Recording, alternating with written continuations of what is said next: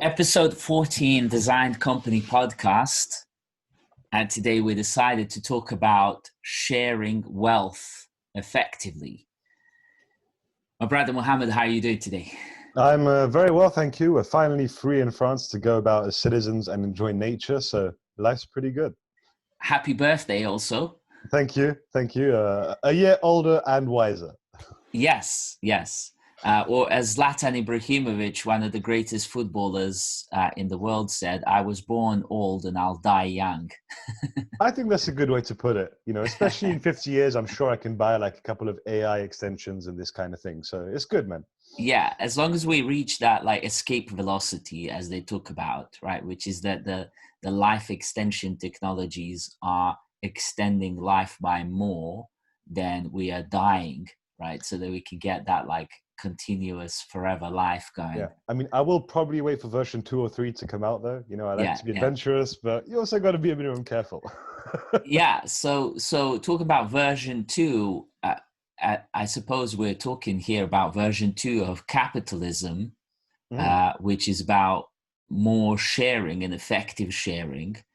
Because, of course, there's been a whole bunch of looting going on, and that feels like unfair. But then so many people feel like they've been unfairly treated. And the whole designed company model is about fairer way to run a company that is more sustainable, balanced, and we find in nature balance works well. Balance is long-term play. Balance is long-term prosperity. So, what's the first thing that comes to mind when we mention the phrase sharing wealth effectively? Well, I think that this is very well pre-framed by what we're doing with Design Company, and by extension what you're doing with Integral Design, which is applied philosophy, right? So you see so many armchair theorists who like have never hired a person in their life talking about how we should share the wealth, how we should distribute money, giving all these theories. But really, if you look at it, it's all about using the skills of design and consciously designing how we pay people, how we structure companies, how we structure capital, and just really leaving aside any ideology, just really focusing on the first principles of, who generates value, what is fair, how do I make sure that, everybody can grow in all senses of the term through a purposeful activity. So really, I think the goal today is talking about how do we design, in really the design thinking sense, a capitalism model that works, and not on a social scale, but just even on the company scale. Because ultimately, if every company is doing things well, society at large is doing things pretty well. So one thing that I'd realized in all this exercise of designing these models, really thinking through it, I did a talk at a blockchain conference 2 years ago at like the peak of blockchain, kind of Mm-hmm. like Bitcoin was at the peak, and people literally couldn't get in on this conference. They kind of oversold the tickets by twofold, and it's just like everything was just like buy and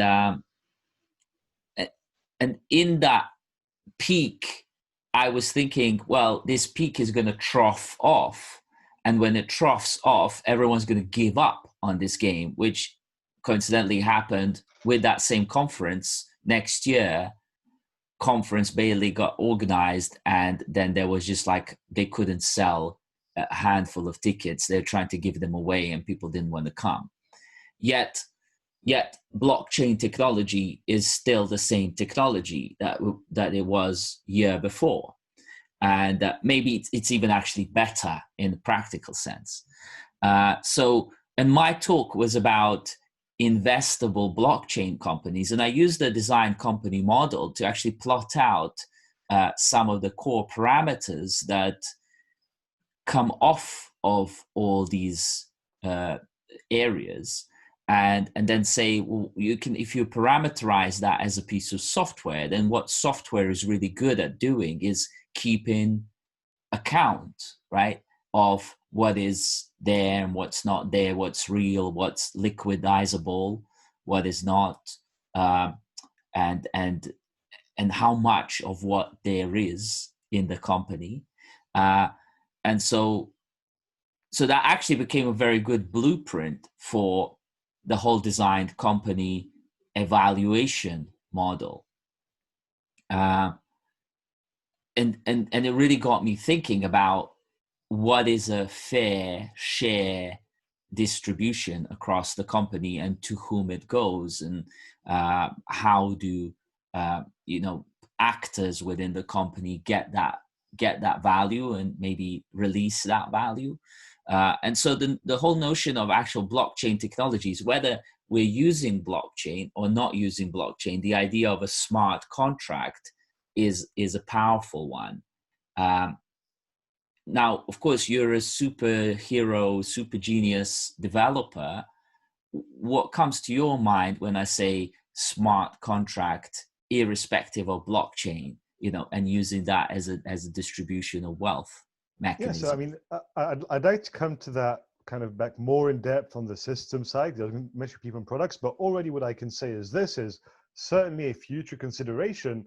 If you are running financial infrastructure on the blockchain and you can connect that to third-party systems, is really just like automating the payout of various items. So rather than having really big quarterly bonuses, if you've got a smart contract system with some oracles, so oracle in the blockchain sense being, third-party world signals. So maybe it could be the CRM saying we booked X amount of deals. Maybe it could be the accounting saying we're at this particular level. Then you can trigger out those payouts on the blockchain. So blockchain is pretty interesting. It is a system, and I want to come back to the systems later, but I just kind of want to first nicely tie up together people and purpose, because if you look at sharing the wealth, it starts with the values as a company. So I was listening to a podcast the other day, and this guy mentioned actually something which was quite interesting. So we talk about the gender pay gap. I don't think actually, I mean, whether it's valid or not, I don't think it's so much that women are paid less for certain jobs than men because men are all sexist and they have the power. I think it's just more maybe something that women are less inclined to ask for a higher salary. And so the issue there is actually something that's universally human, because as an employer, I think it's very old model. It's not the future, and this is what we're going to discuss today, to try and get the biggest amount of labor for the lowest amount of money possible. Really what you want to be doing is thinking with your employees' interests in mind. And so what this company does is they pay their employees very well. They have a standardized tables for pay based on your experience in the company, like your role, etc. But there's no more of this bias, right? And they really want to make sure people are taken care of. So before we consider the actual systems, how we can make that happen, ultimately, in the design company sense, it's about stopping this division between capitalists and laborers in the very Marxist sense, where you're just given a subsistence salary, and instead recognizing that now we're in a knowledge economy where people are more and more important because the less important jobs are being automated. And so if that's the case, and these people are generating an exponential return on investment based on their labor, then we should also be proactively designing ways to exponentially pay them. Mm-hmm. And for me, that's really the goal here. So I'm going to talk about this more in detail. But for example, for me with Anya, one of our big goals is to reach 1 million euros per year in revenue per employee. So the average SME does about 100K euros a year per employee. Average SaaS company does about 133, 200K per employee. What I want to do is hit 1 million with intelligent automation, so I can really have people that are amongst the highest paid in the world in their respective fields, mm-hmm. and who have a share in the value that they're contributing. Yeah, and that sounds counterintuitive, right, to most quote unquote capitalists, yet that is so powerful. And that's empowering people through not just money, but actually helping them understand that the quality of work that they're doing is directly responsible for the remuneration that they get. Yeah, the value they generate, which affects their remuneration. Yeah, and so that's quite a radical innovation piece there. But it looks like we're living in a time where a lot more of that is required just to even balance things out, not even to create some sort of like major prosperity, but just to kind of save us from ourselves. Yeah, well, I mean, I think it just makes sense also, like out of respect to people. I mean, I'm lucky enough to work with very smart, capable people like yourself, like and other people in the team as well throughout the week.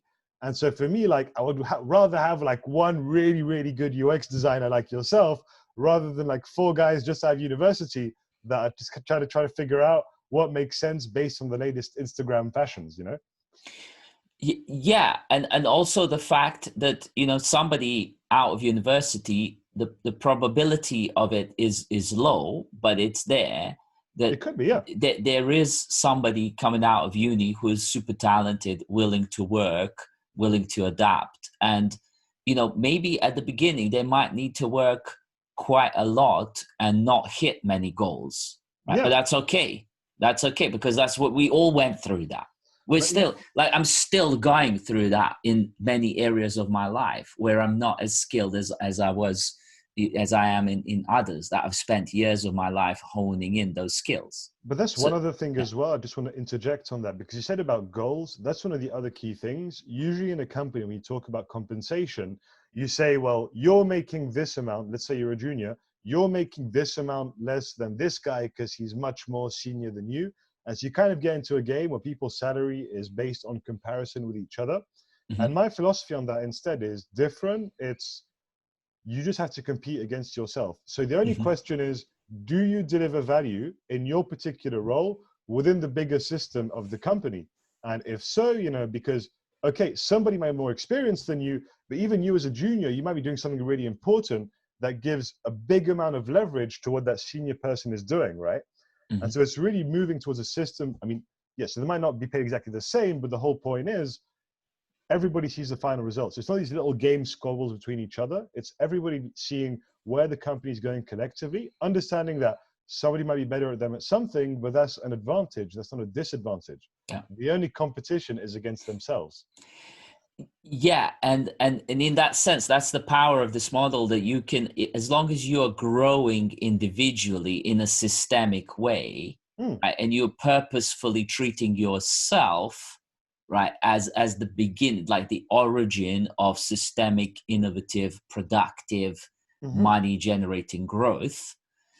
If you're doing that with yourself, you are inevitably going to be contributing to the company, because that's the fractal nature of this. Mm-hmm. And then when more and more people do that and approach it that way, they're inevitably going to be generating exponential growth and value add. And that share of that wealth can, is, and will be codified into the company, whether we call that a smart contract, whether we call that automated, systemic, Yeah. programmatic, oracle. A clear Uh, uh, algorithm for going from results to money that pays for your trip to the Bahamas. exactly. And then it really doesn't matter who you are so much. It more kind of matters who do you want to be. Yeah, and exact. So that's the point. For example, there's one person I'm going to be recruiting in the near future, who's a really good salesperson, right? Mhm. This guy has done door-to-door sales. He's still doing them now. He doesn't even have a university degree, but I don't really care because I see in him somebody that has a very high level of skill in sales, really good general culture, like a really good relationship towards others. I also recently hired somebody who went to like one of the most elite schools in France, and they're really good at what they do. But it's never been about the label. For me, it's always just about, does this person understand where we're going? Can they deliver value? What's that kind of dark matter, right? So that's also an important thing, kind of another topic of debate. But really, I believe that everybody has something that they're really good at. And so for me as well, as part of the recruitment policy, I don't just want to hire people and have them do a job which pays the bills. I want to be in a situation where they can do the thing that they're most good at, which is going to produce a huge amount of money, which means I can pay them insanely well. And it's just like a virtuous circle. Exactly. And also it means that if and when they're paid according to what they deserve, they will generate more value for the company than what they're getting paid. So there's Yeah. no way for the company to fail under those circumstances. because the company the value retained in the company will always be higher than Yeah. the value given out to employees, which is quite the opposite of what is currently the case with most startups and companies. Really, like I've always been perplexed by the fact that, you know, venture capitalists value and evaluate a startup based on how many employees they are hiring, right? And say like, oh, we're really growing, we're hiring 10 people a week. And then you realize, I mean, I've literally, cases have been that a blockchain, I can't remember which company was this, but it was a blockchain startup in London that hired 20 people in the growth department for a company that didn't have anywhere near like finished product. And these 20 people, who were mostly working in the social media sort of realm and area, they were supposed to come up with these kind of content strategies and content pieces and promotion, you know, tactics and strategies for something that didn't exist as a product at all. And at best, you know, if you hired one competent person, they would be able to smash that piece of work out of the ballpark. Yeah. Instead, what they ended up doing is these 20 people were like basically bored out of their skulls and ended up quarreling over like wording of some sort of imaginary brand that this company was going to have. And of course, the company ended up spending all the money employing these 20 people sitting around doing nothing and quarreling with each other. And don't It's forget the ultimate anti-pattern. Those 20 people, you're also going to need to introduce some management in there, which is an additional cost for not much apparent value. Yeah, and a number of us have found ourselves in this kind of super weird situation in the past, and this has mostly been in the corporate situations. But what I've realized over the years that the VCs have introduced that corporate. They talk about it that startups shouldn't be like corporates, but they bring in very much that corporate mentality by default, where, you know, we've sat in a corporate gig and literally gone like, I could knock this out of the park in a day, but they've given me 3 months to do this in. And then if I do it in a day, outstandingly, they'll look down on me because I haven't utilized my time properly. And so the current system, what the current system does is that it creates organizations that are extremely good at making smart people feel stupid. Again, it's one of those anti-patterns we talk about all the time, where people have to serve the system and not the other way around. And so you have this kind of a system that's there, you know, asking questions, people have to fit into that. And that's the end of it. And it's a limiting system, a system that's constantly putting limits on people, like as if people didn't have enough of their own limits. Well, it's monolithic, right? It doesn't move. It's just there. So, I mean, talking about system then, so I'd kind of like to get a little monologue and kind of just lay out basically systems and innovation of how we're going to design the compensation at Anya. And I think it's a really good case study, an example of what we're talking about here. So the first thing, in terms of the share table, so I'm basically the sole founder. Currently, I own like all the capital. There's some due out to different advisors, but you know, I'm in that situation, right? And so a lot of people, when they set up as a sole founder of a company, often it's for very narcissistic, egotistical reasons, you know, like, keep the control. I am the God Emperor in this place. You shall bow to me. All that kind of stuff, right? And so my mindset's kind of always been different. It's that I wanted to have that majority share because that way I could insulate the company from the external world and just really create a space where I don't have to ever tell anybody, dude, let me check with the investors, right? That we can always just have a space where we can contradict each other, where people are free to disagree, to agree, to share their opinion, right? And so there's this concept I love. I believe it comes mainly from the financial world, which is the concept of fuck you money, right? So it's the amount of money that you need to be able to tell your boss to go screw themselves at any particular point in time. And so for me, what's very important is making sure that as quickly as possible, my team is at the fuck you money level, Why? Because it's going to make the relationship much healthier. Like there's no fear of, okay, if he fires me, my financial future is affected. Secondly, it's going to empower them to disagree with me even more. And I've always found that the most learning, the most evolution I had was when people disagreed with me, because I might have agreed with their disagreement, but it forced me to reconsider what I was already thinking. And that's the kind of culture I want to create, right? So that's kind of the mindset. So in terms of the comp, there's three aspects, right? There's equity, there's normal salaries and plus fixed plus variable compensation, and then there is profit sharing. So in startups, you usually see an algorithm which is very shitty salaries, no profits because a startup shouldn't make money, Yeah. and equity that is either pretty much guaranteed to be illiquid forever, or that you get the opportunity to purchase when you exit the company. After having spent many years at reduced market salary. Yeah, like the whole thing is a con, basically. It is. Yeah. It's a con, right? So I had a look at it. I was like, okay, well, how can I do this? I mean, as you know, I used to get my driving license, but one of the things is I want to get myself an Audi R8 at some point, right? It's about 200K, 150K base model, but if you have some respect for yourself, you get the options at 200, right? Mm-hmm. If you want to do things properly. So I was thinking about it, and I said, okay, well, do I really want to be the asshole dude that shows up in front of his team? He's like, hey man, check out my car. If you work well this year, I can buy the new one next year. I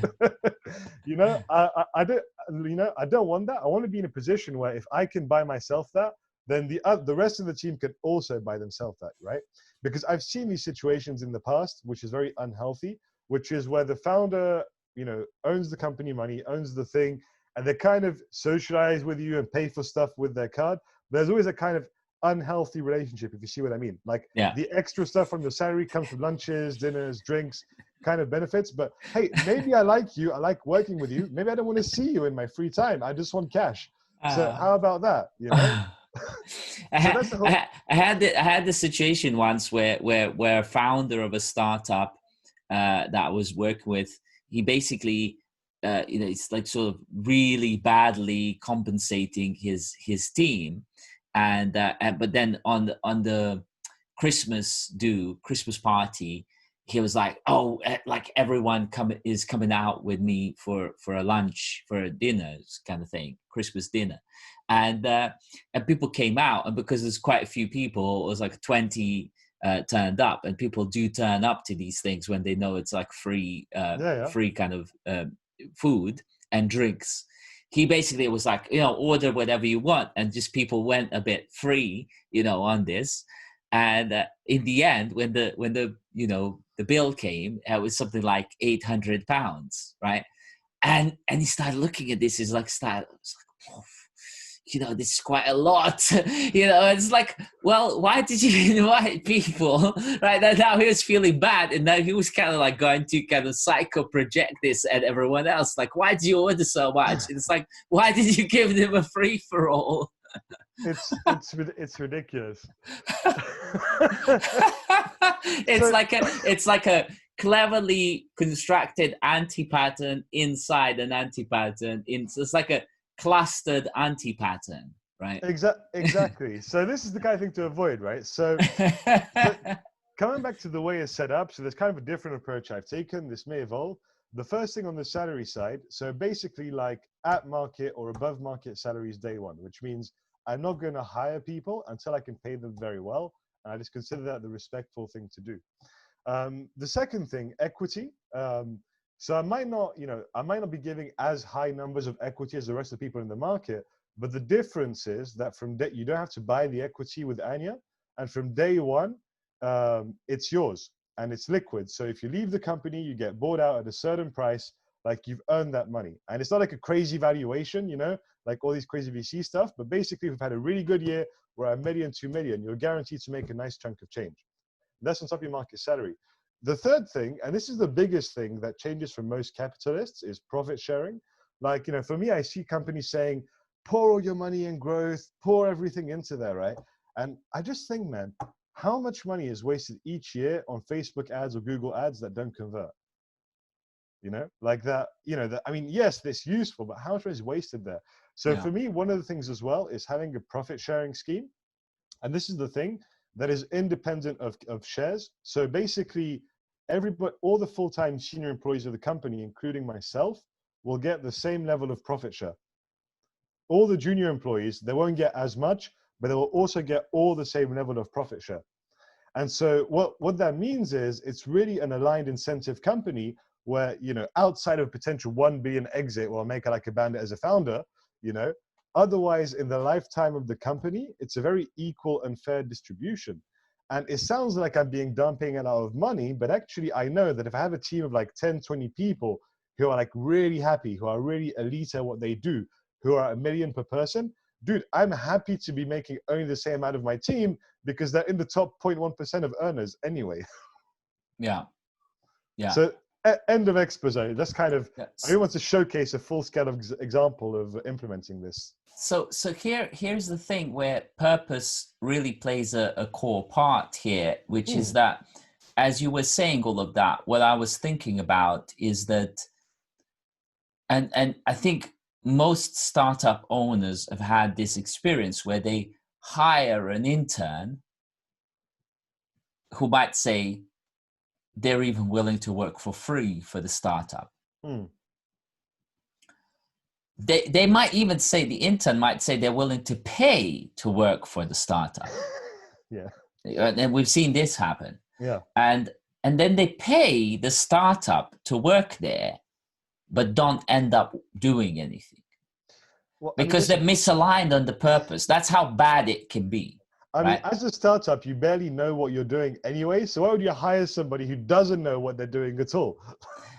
Well, the reason for that is because they want to learn, and they want to be witnessing that process of the startup going from I don't know anything to I know everything within my realm.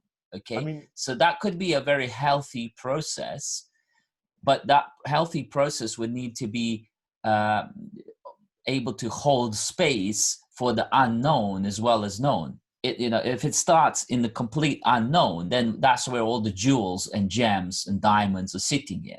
And as you kind of discover the unknown realm, you'll solidify the knowns and put them into structure.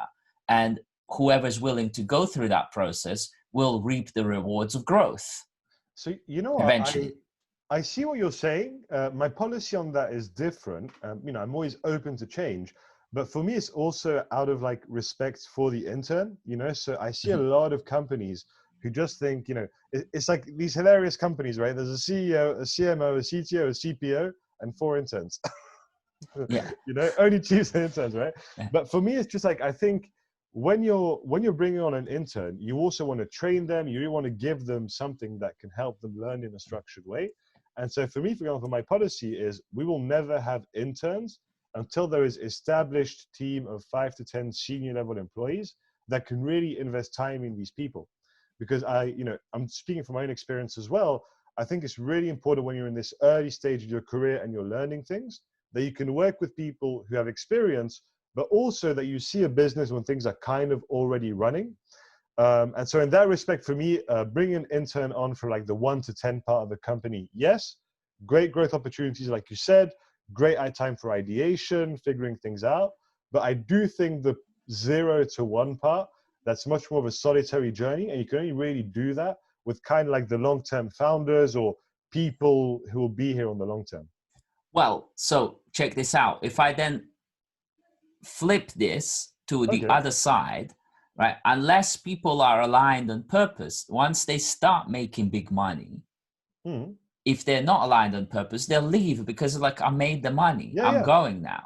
But actually, if they're aligned on purpose, once they start making big money, they'll still stay because they're still motivated to work in that company at a massive compensation level. You just said something very, very important, which actually I want to mention, right?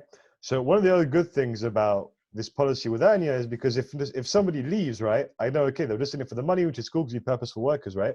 But this is the hack. This is the thing that makes us as a company very, very special compared to other people. When I talked to you about dark matter earlier, what I'm talking about is each time I'm talking with a person and figuring out how can I work with this person, what I want to do is create a situation where it's not just they're adopting the Anya purpose and being like a fucking ambassador, you know, it's really instead reversing it and understanding what is their personal purpose, you know, what Yeah. do they really care about and enjoy, and then giving them a framework and responsibilities within Anya where they get the resources, the money, all the other stuff to pursue that personal purpose. So, you know, for example, you know, as you know, we're looking at the education sector with Anya and like design company at the moment. I hired somebody recently who's an education consultant who's very experienced in this area, who likes Anya. But ultimately, my goal with her, for example, is to be in a position where she can use her consulting skills in education sector and get paid six figures for that, doing Yeah. what she loves. Yeah. And so the nature of this fractal model becomes the one where if and when the individual person starts growing to such an extent that they're like company unto themselves, what you're able to do is you can take stake in their own company and play an active part in growing that as also something that you can partake in. So this thing kind of ends up mushrooming naturally and growing, where if and when the fractals are all connected together, they're feeding back at each other in a way that is symbiotic and shares that wealth without it needing to be like constantly questioned. Am I getting compensated a fair amount of what I deserve? The answer should be both transparent, second, understandable, and third, automatically kept, right? So I think what you just raised is very interesting as well, because it's one other important idea that needs to be out there. We need to like stop this really, we need to make much more fluid this barrier between employee and external partner consultant. And when I say employee, I don't really have this kind of, you know, boss employee relationship. I just mean somebody like working full-time within the company, right? VS somebody who's self-employed or has their own company that's working with yours. I think it's just about saying whatever the legals, at the end of the day, everybody here is part of a team, whether that's as an employee or an external party, and just making sure everybody's super well paid. So for example, as part of our compensation scheme at Anya, we actually have that profit share. There's a special tier that's just for like the advisors and people that aren't employees of the company, but for example, you know, experts like yourself, like the legal team, like other consultants, you know, like even if they're not employees, giving them their share in the growth of the company beyond just the fees that they get paid, and really making them understand it's a long-term initiative. So, you know, one of the things that's happened at one of my clients, so growth stage, right, is that up until the point where the company was quote unquote struggling, right, Mm-hmm. but it eventually became an Apple partner worldwide, Nice. yeah, and raised round C capital. What ended up happening is that at that stage, they said, now we're going to go out with external marketing and advertising agencies and started paying them at like 6 figures, 7 figures Mm-hmm. sums to do that. And I said to them, well, at this stage, you've got money. Now you've got money. If you were to really compensate your internal staff, that same internal staff that got you to Apple partnership worldwide Yeah. would like 10x their performance, Yeah. right? They would get you what you're really looking for, which is worldwide virality of sales, growth, engagement, all these kind of things. And you know what they said? No, no, no, we're going to go with external parties that know what they're doing. You know what that created? It created internal rift because now the internal staff knew that this company was spending millions on external people and basically distrusting the internal staff that got them to that success. You know, they were actually given real world, legitimate, hard money to external parties. And of course, what ended up happening is that the external parties didn't know the culture and Yeah. didn't know the kind of the essence, the soul, the purpose of the company. And they ended up squandering that money on stuff that looked beautiful, but had no real world return. And that same company is now struggling and having to fire staff, right, internally, because they squandered the money externally. Classic old school bad decision making, right? So, but it's also, I think it was also driven by the VCs. The VCs who invested said, you got to go. You now need to hire professionals. yeah, see, that's why as well, like for me, I really don't give a damn about like finding VC money at any price, because it's useful to have growth capital at the right point. But I think just like financializing your company and forgetting that ultimately it's the people that got you there, they'll also help you get to the next step. I mean, yes, you might need to hire new, more senior people with more experience to add an extra zero, right? That's one thing. But to just have a push towards growth, telling people there's always going to be that golden payoff to sacrifice yourself for 10 more years, I've seen enough BS in the business world to basically want to create something where I can make sure all these lies and all that BS doesn't happen to people that I work with. And I believe that if you're generating results now, it's disrespectful towards you to tell you, okay, I might pay you in 10 years if the cap table allows it when we potentially exit. Yeah. Yeah. And these kind of stories happen all the time. And it's actually what's over the years and decades and centuries really undermined capitalism. Because even now in the pandemic, what's being bailed out is all the kind of fake economy. The fakeness is being bailed out. And what's being cut out is the realness. And so it's only really a question of time, in my mind, at which point do like people, masses worldwide, so click onto this and clock onto this and go, oh, hold on a second. The more I do, and literally this is a kind of big paradoxical realization in what is a broken capitalist system, the less I do, the more I earn. You know? So the CEO at top does literally nothing and gets the biggest compensation. And that's perhaps okay if it's like a visionary CEO. So someone like Elon Musk or Steve Jobs and so on, maybe they deserve that.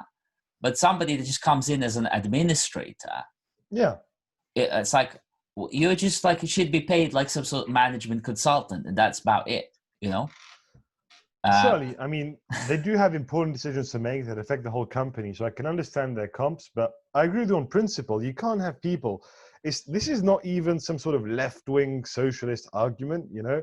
I'm more of a kind of a hardcore capitalist socialist. So make sure that I don't mind you having like 10 million in your current account, and that's like not much, but make sure your employees are also swimming in the money, because otherwise it's just disrespectful.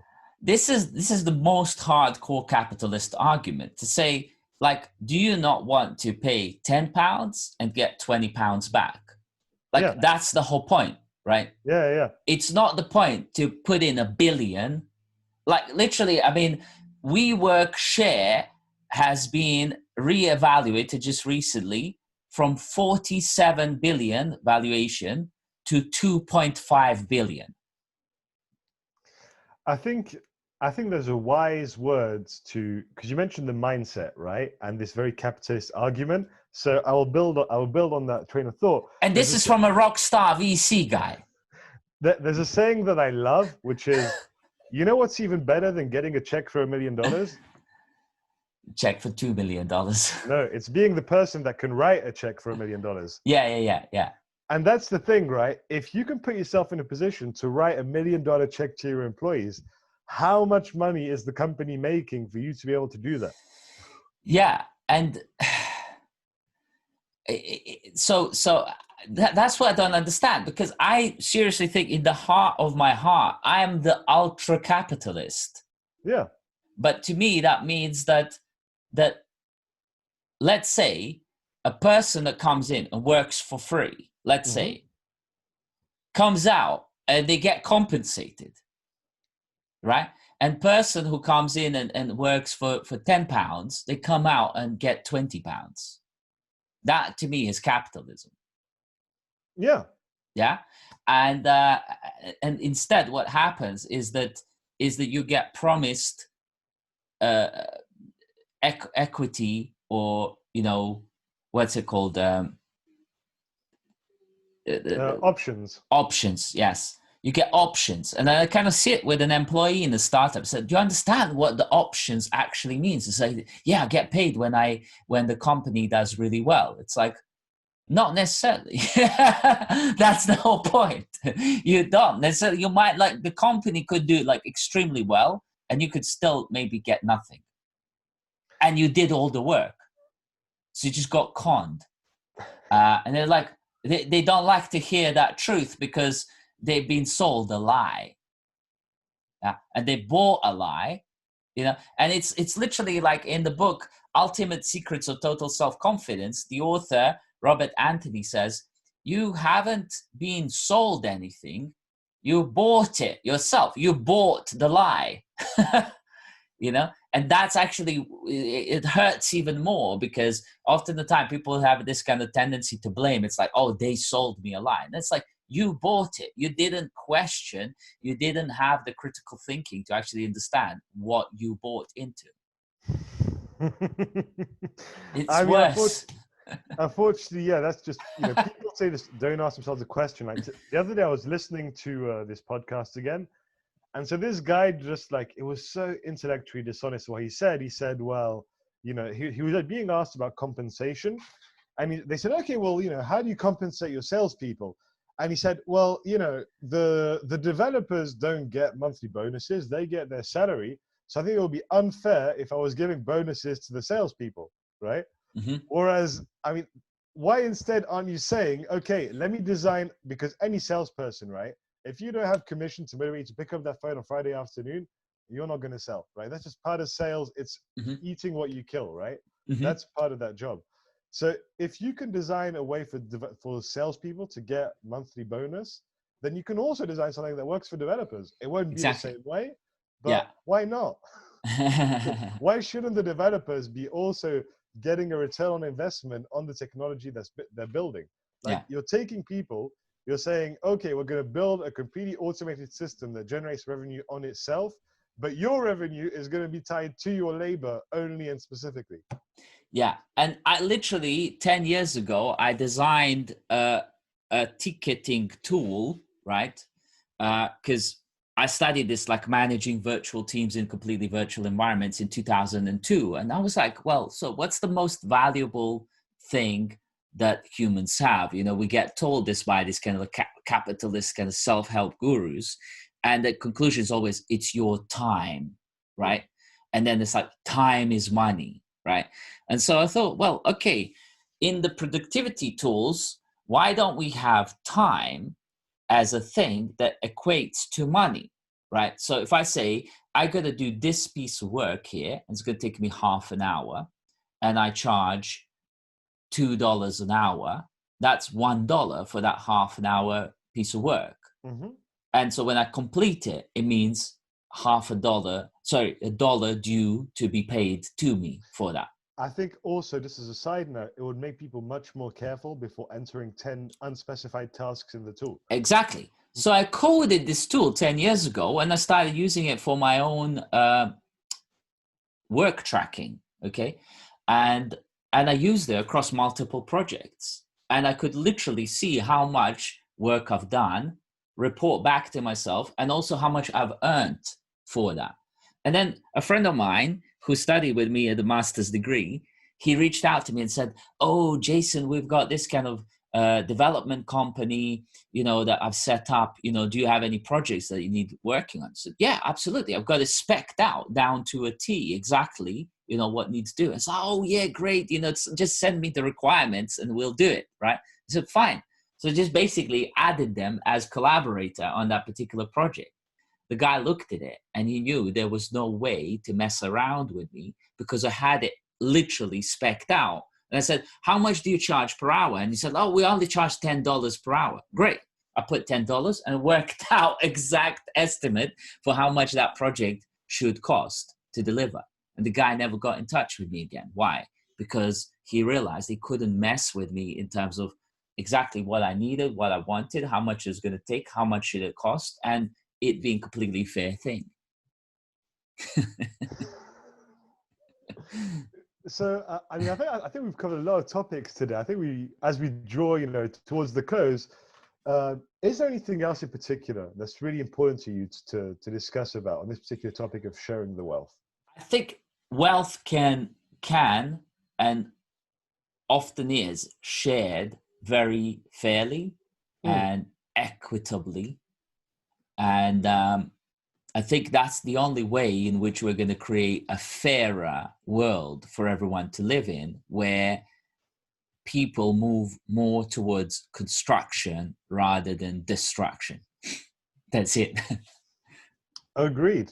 I don't have any particular wise saying to finish off today, but if I had to recap it, I would say it's this. Ultimately, it's about quitting this kind of BS paradigm of boss vs employee.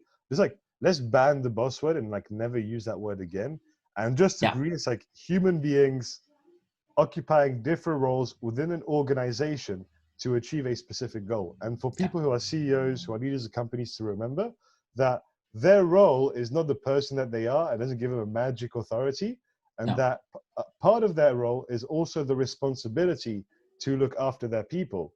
And anytime you think that you've gotten a really good deal, all you're doing is actually stealing from yourself in the future. yeah, exactly. There you go. Thank you very much. Nice one. Looking forward to the next. Speak next time. Bye bye.